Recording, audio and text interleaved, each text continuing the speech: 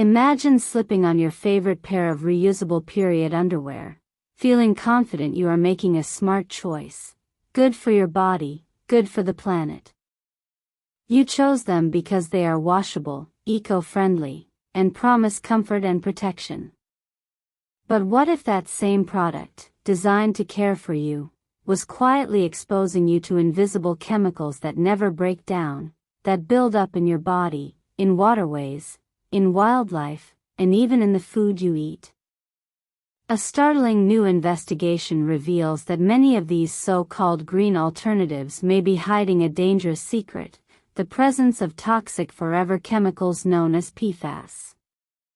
These substances, used for decades in non-stick pans, waterproof fabrics, and stain-resistant carpets, are now showing up in intimate hygiene products used by millions. And not just in disposable ones, in the reusable options many believe to be safer. The irony is hard to ignore. People switch to reusable menstrual products to avoid plastic waste and reduce their environmental footprint. Yet some of these very items are laced with synthetic chemicals so persistent they do not degrade for hundreds, maybe thousands, of years. They are called forever chemicals for a reason. The discovery came from a wide-reaching analysis of products sold across North and South America and Europe. Scientists used advanced screening techniques to detect fluorine, a key marker of PFAS, in a variety of reusable period underwear, cloth pads, and incontinence garments. What they found was both alarming and revealing. A significant number of these products contained high levels of fluorine, pointing to intentional use of PFAS during manufacturing. These chemicals are likely added to make fabrics resistant to moisture, stains, or odor, selling points heavily marketed to consumers seeking reliability and discretion. But here is the crucial part: not all products had these chemicals. Some brands, some designs, some materials passed the test with no trace of fluorine. This proves something important: PFAS are not necessary to make a functional, leak-proof, comfortable reusable menstrual product. They are a choice. And that choice has consequences. PFAS belong to a large family of human-made compounds engineered for durability. They repel water, oil, and grease, which makes them useful in countless industrial and consumer applications.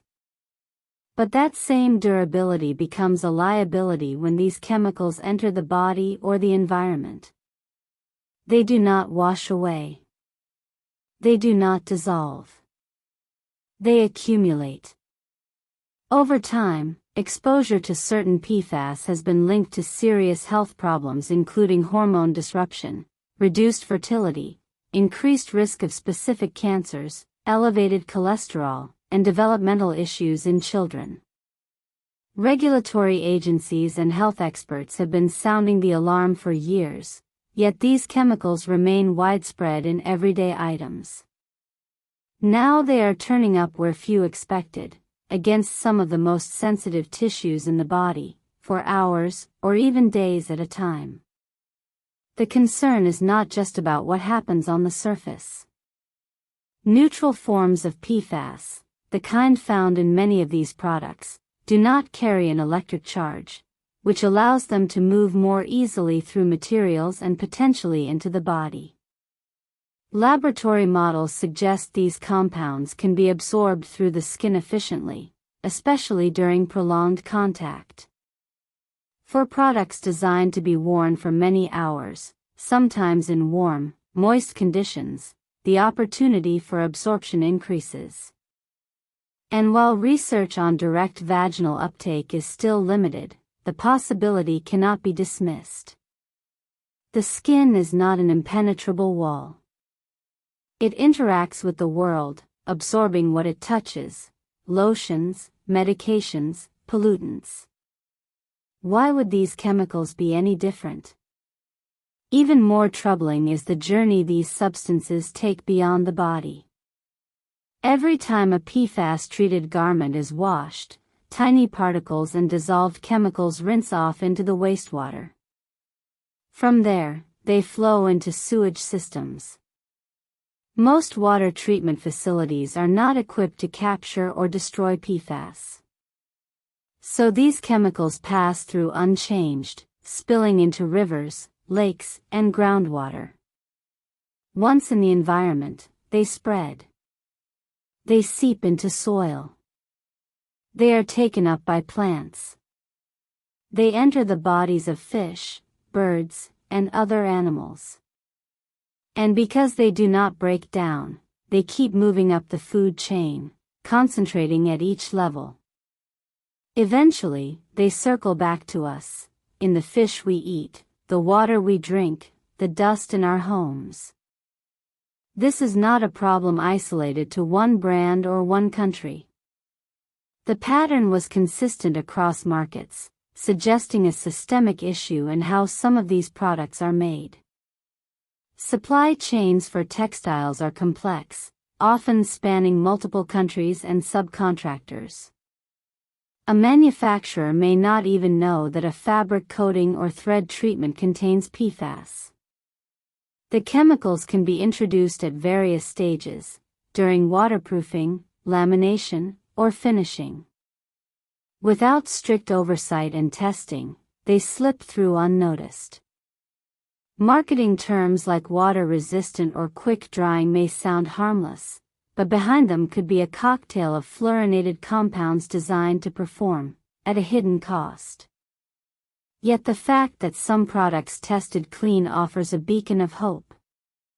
It shows that safe, effective, high-performing menstrual and incontinence wear can be made without forever chemicals. It means the technology exists. The materials are available.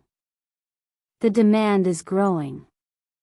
The obstacle is not science or engineering, it is transparency, accountability, and corporate will.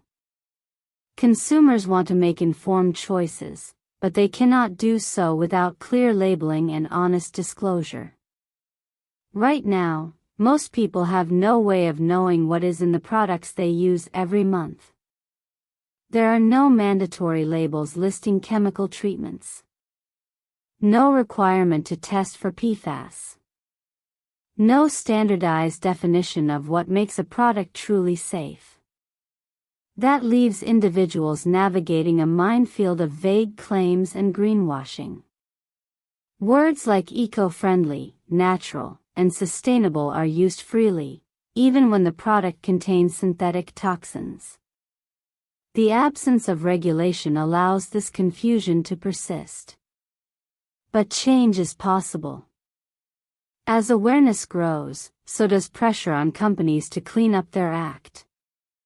Some brands are already stepping up, releasing third-party test results and committing to PFAS-free production.